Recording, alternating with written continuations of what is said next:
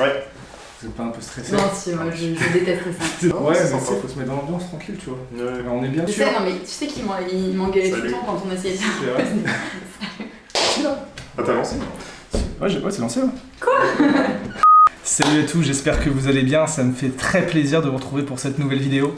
Alors aujourd'hui je suis super content parce que je reçois deux personnes qui me sont très chères, que je connais quand même depuis un petit bout de temps, je crois. 2018. Ouais, 2018, ouais c'est ça, si ce n'est même fin 2017. Ah, ça Ouais, remonte. ça remonte. Qui sont Romain et Louise, parce qu'en fait il s'avère que Romain et Louise sont candidats pour l'élection du... Conseil de l'ordre. Exactement, du barreau de Paris. Bah donc je m'appelle Louise Thiriès, j'ai 31 ans et j'ai prêté serment en 2016 et je suis collaboratrice dans un cabinet parisien à taille humaine puisqu'on n'est que 4 avocats. Déjà, moi j'ai 15 ans de barreau, donc j'ai prêté serment en 2006, Ouais. ça commence à remonter un petit peu. Ok, Boomer.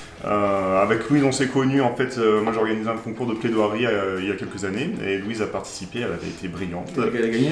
Je crois pas qu'elle a gagné, mais Il a réglé des comptes aujourd'hui. Non, mais elle avait participé, et surtout elle a participé, elle a voulu s'engager. Qu'est-ce qui fait que vous vous êtes dit un matin en vous levant, je vais être candidat au conseil Bah, d'ordre? Je pense qu'en fait on est tous les deux hyper engagés. Enfin moi Romain connaît mon engagement que ce soit associatif ou bénévole. On reproche au Conseil de l'ordre de ne pas être assez représentatif de toutes les forces vives du barreau. Et du coup je pense que c'est important qu'il y ait des gens juste comme nous, des avocats. Puis les collaborateurs, je crois que c'est près un tiers du barreau, c'est ça globalement? Alors ouais, il y a Plus 40%. 40% du barreau de Paris est collab. Il n'y a et pas de collaborateurs. Zéro au Conseil de l'ordre. Ouais. Mais ça, c'est vrai que c'est un problème. Et tout le monde me dit, ah oui, mais c'est hyper compliqué, parce que c'est quelque chose, c'est un travail à mi-temps, bénévole, pendant 3 ans. Donc bien sûr que c'est compliqué. Tout le monde me dit, bah, ça suffit pas à te décourager de le faire. Bah non, au contraire, en fait. Je me dis que c'est un problème et qu'il faut le résoudre. On a une vision assez moderne de la profession. Enfin, moi, je sais que je m'intéresse à plein de trucs de longue date. C'est comme ça qu'on s'est connus d'ailleurs. Ce qu'on veut porter, c'est de la modernité, du dynamisme et de la représentativité. Et du coup, pour cette vidéo, je m'étais dit que on allait un petit peu la diviser en 3 parties. La collaboration, forcément, nécessairement, grand sujet, surtout en ce moment. Ouais. L'installation, avec toute la dimension aussi entrepreneuriale, et puis le secret professionnel. Parce que là, en ce moment, c'est vrai, je pense qu'on a des débats qui sont un petit peu houleux. Et c'est vrai que ce qui est assez marrant, c'est que la collaboration, c'est un sujet, et à la fois pas un sujet, parce que c'est un statut que tout le monde pratique, tout le monde connaît, et il y a eu beaucoup, en tout cas, on a de difficultés dans la collaboration. On peut voir les pages Balance ton premier avocat, on peut voir ce qui s'est passé avec le cabinet Racine. J'ai l'impression que il y a aussi beaucoup de souffrance qui existe, qui est palpable. Donc, en fait, il faut bien comprendre que l'affaire Racine, elle a trait à des faits qui sont relativement anciens. C'était en 2012. Et donc, c'est vrai qu'il y a un peu un clash temporel, si tu veux, entre les faits qui sont dénoncés et ce qui se fait actuellement aussi. Ce qui se fait actuellement, parce que maintenant, il y a cette commission Comadis, là, qui a un nom un peu bizarre, là, on dirait un peu une maladie tropicale. Ouais. Mais en fait, elle est là vraiment pour vous servir. Donc, si vous avez un problème de harcèlement, vous avez des référents, collaborateurs à l'ordre. Vous pouvez les appeler, ils vont vous orienter, notamment vers la Comadis. Si vous avez un problème, il y a une adresse email pour tous les collabs, collab@avocatparis.org. Et là, vous allez être orienté et écouté. Et après, il y a une phase, on vous rencontrera. L'idée, c'est de sortir de l'ornière de ces situations délicates. Et puis, je trouve aussi qu'il y a un truc qui est assez particulier, parce que moi, pour avoir été jeune collaboratrice dans des situations...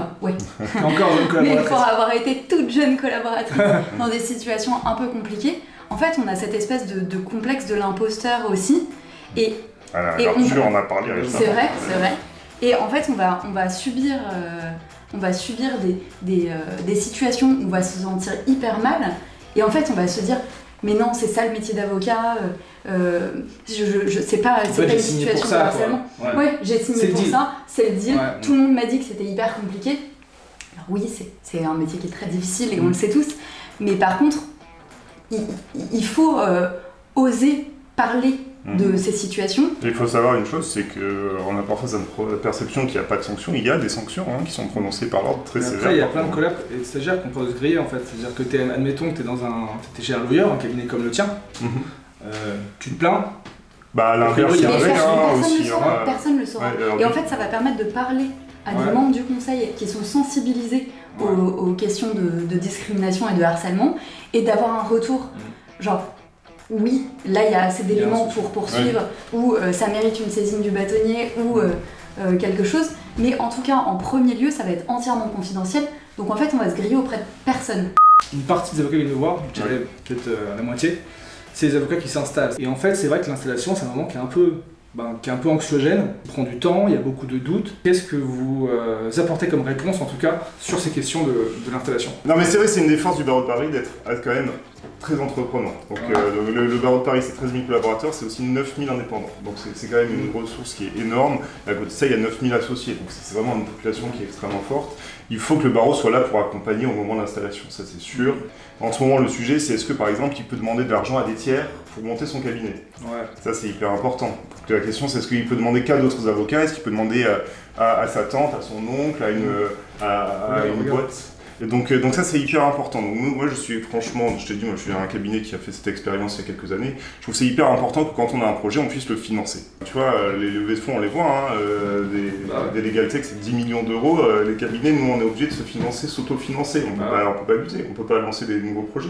Mon cabinet, moi il a levé 100 millions de pounds en bourse. Donc si tu veux, ça donne de la perspective. Donc il faut qu'on puisse se financer, pas qu'auprès des confrères. Moi c'est ma position, il faut qu'on puisse aller chercher au-delà, il faut l'encadrer, mais pour préserver l'indépendance. Mais même pas réglementaire, je vais te dire. Tant que c'est limité en termes de possession de capital ou même de gouvernance, il faut qu'on puisse aller au-delà. Il y a l'ouverture du capital des cabinets, il y a tout ce qui est rémunération de l'apport d'affaires, parce qu'on voit, on est dans une société où il y a une intermédiation, désintermédiation des relations avec les clients.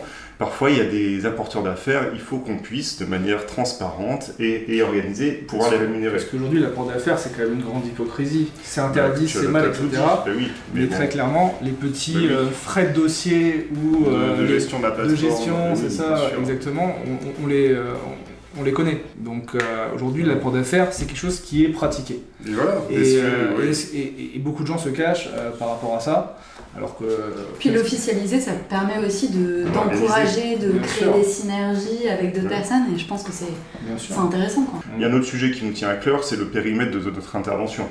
C'est que si tu veux, il faut qu'on puisse avoir des activités accessoires, mais pas que, justement pas qu'accessoires, c'est qu'on fasse sauter ce verrou de l'accessoire et connexe. Ça c'est un sujet qui me tient vraiment à cœur, je l'explique rapidement, mais concrètement en fait, quand tu es avocat, le principe c'est pas d'activité commerciale. Or, il y a une exception qui a été mise à l'article 111 de la loi Macron, qui dit qu'un avocat peut avoir une activité commerciale s'il crée une société à côté qui est connexe et accessoire, c'est-à-dire qu'elle a un lien avec le droit, et l'accessoire, la grande illusion, on ne sait pas ce que c'est, est-ce que c'est 50% du temps passé, est-ce que c'est 50% du chiffre d'affaires, on ne sait pas. En tout cas, t'es limité. Le fait est que quand tu veux monter une activité business, de toute façon il faut y passer du temps. Et le but c'est aussi que ça rapporte de l'argent, et qui fait que toutes les legal tech qui commencent à rapporter de l'argent, les mecs partent du barreau. Et ça je trouve que c'est un manque à gagner pour le barreau, parce que c'est des gens qui sont dynamiques, investis. Ils ont l'impression de partir comme des voleurs, c'était mon cas. Mais bon, il y a ça, et puis après, c'est vrai qu'il y a le champ des possibles est hyper vaste. Donc il y a les avocats mandataires sportifs, mandataires immobiliers, intermédiaires d'assurance. Et là, il faut quand même qu'on se batte pour que ça avance. Tu vois, il y a la Cour d'appel de Paris qui a rendu un arrêt en octobre pour venir restreindre la possibilité d'être un mandataire sportif. Donc il faut qu'on puisse être vachement plus libéré. Donc l'installation, c'est essayer de moderniser toutes ces petites règles qui un peu mettent des grains de sable dans les rouages pour que ceux qui s'installent soient vachement libérés. Oui, et tout ce qui a trait à la domiciliation aussi. Parce que quand on est jeune avocat, se dire qu'on va s'installer, on voit que c'est des frais hyper importants, soit en domiciliation ou en locaux. En tout cas, on voit qu'il y a une vraie demande sur la liberté d'installation, sur la domiciliation. Et je pense que c'est aussi lié à l'après-Covid, où en fait les gens ont plus envie de pouvoir se domicilier soit à l'ordre, comme c'est possible dans certains pays, soit chez eux directement. Et c'est des règles qui se justifient de moins en moins, parce qu'en fait maintenant avec la dématérialisation, moi même mes dossiers perso, j'ai quasiment aucune archive. Ça tient en 5 ans dans un micro-dossier où il n'y a que les originaux des actes. Et du coup, tu as abordé la dernière partie de la vidéo sur un sujet d'actualité, un sujet brûlant, où j'ai l'impression qu'il y a quand même beaucoup de débats à ce niveau-là, qui est celui du secret professionnel. Parce que je pense que ça ne vous a pas échappé que le garde des Sceaux, Eric Dupond-Moretti, avait un projet qui était de renforcer le secret professionnel des avocats.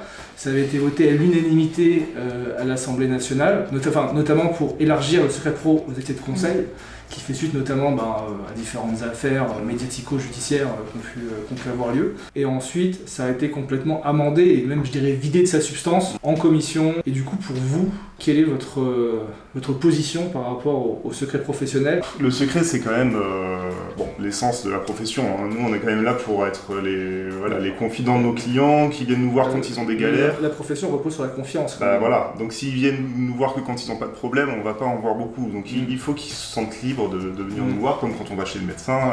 Il faut qu'on soit transparent sur les problèmes qu'on a, donc c'est hyper important. Comme tu dis, il y a eu des mouvements de balancier hyper forts entre la position à l'Assemblée qui était vraiment hyper favorable, qui a créé des attentes super fortes de la profession à juste titre. Les sénateurs qui ont fait quelque chose de complètement à l'opposé. Et je pensais, moi, vraiment, sincèrement, que la commission mixte, elle se rapprocherait plus de l'Assemblée, parce que normalement, c'est l'Assemblée qui a le dernier mot, s'ils ne sont pas d'accord. Ouais. Et finalement, on a atterri à côté de la piste. Donc ça, c'est vraiment dommage. Et la profession est super unie, ça, il faut le dire. Quels que soient les syndicats, les pas syndiqués, le SAF, l'UJIA, la CE, tous les autres. Donc ça, on s'est battu ensemble. Ça bouge un peu, franchement, ça bouge. D'ailleurs, je ne sais pas si vous avez vu la lettre que nous a adressée le garde des Sceaux hier. Il fait 3 propositions, c'est aussi le résultat de cette mobilisation. Donc là, il est déjà d'accord pour accepter une partie de notre markup là, sur le projet de texte, éliminer un alinéa, rétablir le rôle du bâtonnier qui est fondamental dans l'autre. Moi, je suis assez optimiste de nature. Je pense que dans les jours qui viennent, on va réussir à avoir les ultimes ajustements qui permettront d'aller dans le bon sens. Parce que là, la vidéo est tournée le 13 novembre. Voilà. Vous savez, le 16 et le 17, on se mobilise devant l'Assemblée puis le Sénat. Je pense que ça n'a pas fait plaisir au garde des Sceaux qu'on lance cet appel d'ordre, ce mot d'ordre, mais bon, je pense que ça va permettre d'être un catalyseur pour sortir de cette impasse. Ouais. En tout cas, j'étais très heureux de vous recevoir aujourd'hui pour cette petite vidéo. merci à toi, c'est hyper sympa. Pour l'invitation. Et pour ça et pour tout le reste, je dois dire, parce que franchement, t'arrives jamais toi. Écoute, on fait ce qu'on peut, c'est pas facile tous les jours, mais vous aussi, vous ne les connaissez pas, mais ils bougent beaucoup, ils travaillent beaucoup sur plein de sujets. Voilà, fatigué là. Et voilà, et en tout cas, je pense que ce qui est important aussi comme message, c'est de se dire, il y a des élections du Conseil de l'Ordre. Quand ? Le 30 novembre. Et le 1er décembre. Et donc peu importe pour qui vous allez voter, c'est important d'aller voter. Parce que beaucoup de gens se plaignent que la profession n'est pas assez représentative, que les avocats se sentent un petit peu déconnectés des enjeux de l'ordre, mais c'est qu'aujourd'hui il y a un taux de participation qui est extrêmement faible, qui est de l'ordre de 20-30%, un truc comme ça. Voilà, donc c'est important juste de faire entendre sa voix. N'hésitez pas à les contacter si vous avez des questions, vous envoyez un message privé, etc. Il y a surtout nos numéros de portable. Nous, on axe beaucoup sur la proximité. Il y a les numéros de portable. Je mettrai les numéros aussi dans la description de la vidéo. Donc n'hésitez pas à les contacter. Voilà. Et évitez de cyberharceler aussi pour certains, ce serait dommage. Mais juste voilà, allez voter, peu importe. Ça peut être pour l'UJIA, pour le SAF, pour la CE. Globalement, c'est tous des gens qui sont sérieux. Je veux dire, il y a pas de mauvais candidats, il y a plein de profils différents, mais il n'y a pas de mauvais candidats. Moi, ce que j'aime chez vous, c'est la diversité de vos profils, c'est votre volonté un petit peu de libéraliser la profession et de recentrer sur les valeurs qui sont essentielles. Si vous nous cyberharcelez, on vous envoie la Comadis direct. Voilà. Et en tout cas, merci beaucoup. Merci à toi, Arthur. Et je vous souhaite à tous une très bonne journée. Bye bye.